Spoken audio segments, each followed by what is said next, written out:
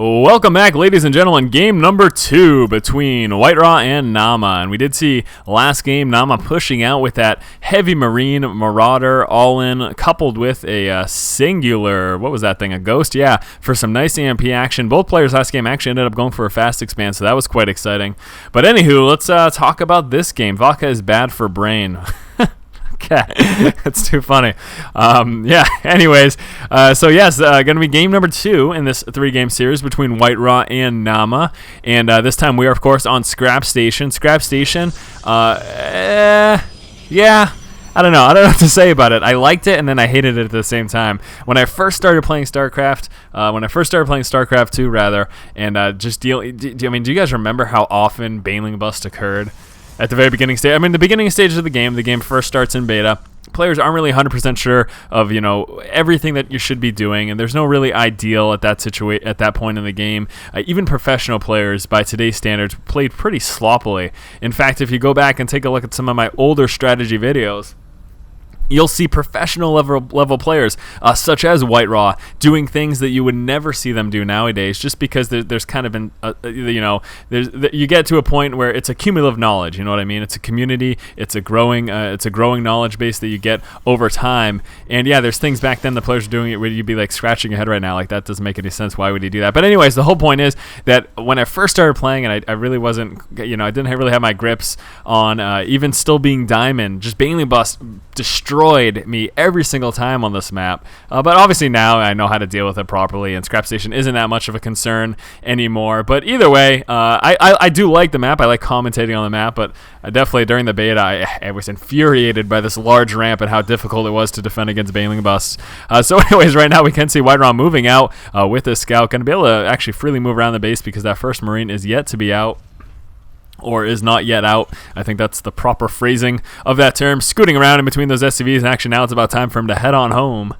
And obviously we can see over here Naama's going to be doing the same thing, moving out with his scout. Now, as mentioned prior, last game we did have both players go for a fast expand, so we'll see if that actually takes place this game. And we also saw Naama do something that I personally really love doing as Terran, opening up with the Reaper. I almost like doing it in all matches. TVT, I'm a little more hairy about trying to do that, but I like to do it in TVZ and TVP. I love opening up with the Reaper. I love the scouting that you get from it, that secondary scouting. It's almost too easy to find out what your opponent's doing at that point. It obviously sets back your factory tech, though, if that's what you're going. But if you actually open up Bio Heavy, which is probably, what most Terran players are going to do against Protoss, Marine Marauder, very, very effective, obviously, up until Colossus really starts to get heavy and hit the board. And actually needs to be careful right now about losing this probe. But anyways, the point is that getting Reaper in that point isn't that dangerous as it is against if you need to get up to factory tech. And actually microing around away from that Zealot and actually getting a few shots off. I don't know if he's going to be able to kill it, though, because now that the probe comes into play, it's going to make this a little more difficult. Dancing around the Xel'Naga Tower, too, a little bit of a dangerous situation, I would have to say. And these two Marines are going to be forced to actually try to run back home. Zealot doing what he can to try to cut off. A probe does manage to catch up and actually get a few shots off, and it's unbelievable how effective this probe is at actually trying to kill off these Marines. And actually, I think the probe's going to get the kill. It does. Probe does manage to get the kill there, but Marauder comes into play and actually going to be taking off the Zealots. He's going to get a very close Marine trying to run away. The probe just needs one more shot, and wow, Marine makes it away with 3 HP. So look at that. How beautiful was that? Very, very intense situation for this opening game, I'd have to say. It's a big deal, though. Losing 2 Marines early game, that's a big deal, because that drastically cuts back on the effectiveness of any follow-up push that you would be doing as a Terran player. Now let's take a look over here into WhiteRa's base. What does he have going on? Looks like he's going to be going for a 3-gate robo, so WhiteRa, in fact, not going to be going for a quick expand this game. Same thing is the case over here for Naama. Naama going to be sticking on one base for a little while at the very least. We can see him right now. He's going to be building his starport right on the tech lab, so obviously going to be expecting a Banshee to come out. I would almost say a Raven, but based on his aggression right now and the fact that he's getting out all of these units and pushing right now, I'm fully expecting a Banshee to roll on out. He's not going to be able to afford the cloak right away. What was that? What the hell's going on? Double?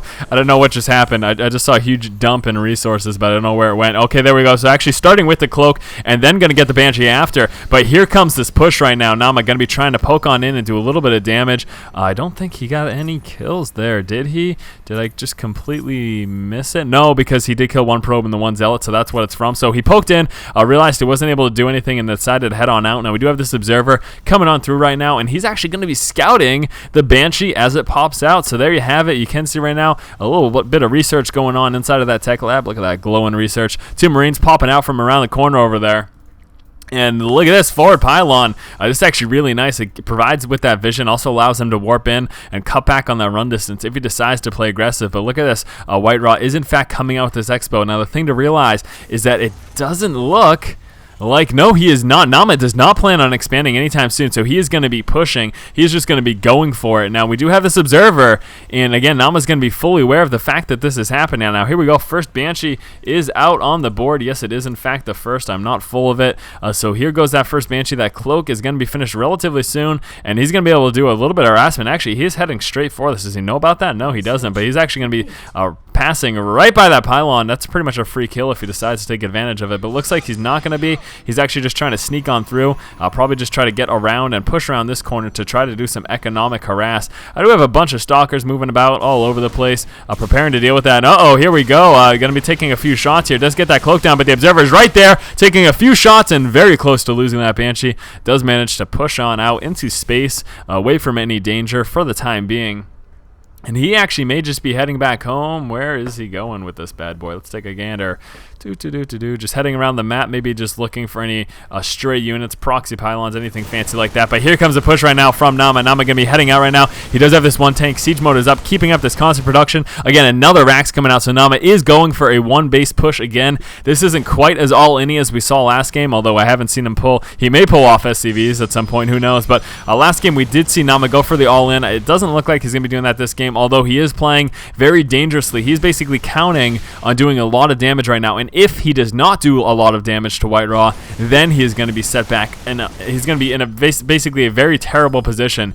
So WhiteRa really needs to make sure he can defend himself right here. If he can defend against this push, then he will be okay. And SCV all-in again. Naama going for the all-in 2 games in a row. Let's see if it's as effective as it was last game. We do have this Colossus just about coming into play, and this is really going to be the deciding factor in this battle, depending on how well that Colossus can handle all of these SCVs and Marines. If he does a good job, he should be just fine. Needs to be careful about being target fired from that Banshee, though, and here comes the all-in right now from Naama. A very dangerous situation. Pushing on in. Guardian Shield going down. Going to start roasting down that infantry line as much as possible. Doesn't want to push into that siege line. Wants to try to stay away.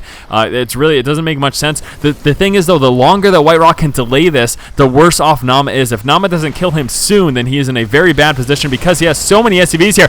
Catching one of the tanks on siege. There's only one siege up tank, and here goes Colossus completely going to town. Colossus did get target fired, though, by those Banshees. WhiteRa is going to be forced to push back with all of these stalkers, and he is in a tough spot right now because this push is continuing. But again, keep in mind, Naama has very little mining going. Naama needs to do damage fast. He can't just try to contain WhiteRa. He needs to kill him very, very soon because WhiteRa is still mining from both of his bases. Now he's going to be forced to stop mining here at the expo, but he's still got mining at his main.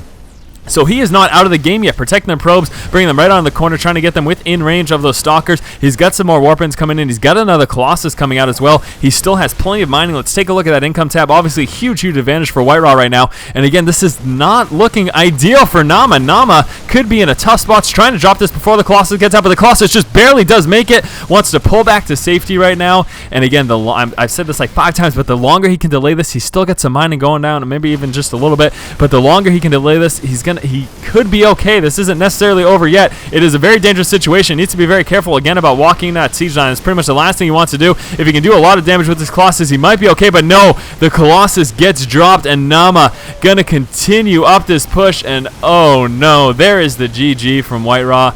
So WhiteRa again getting dropped by this all-in from Naama. Naama absolutely loving these all-in pushes. This is the 2nd game in the row we've seen it from him. Very, very unfortunate.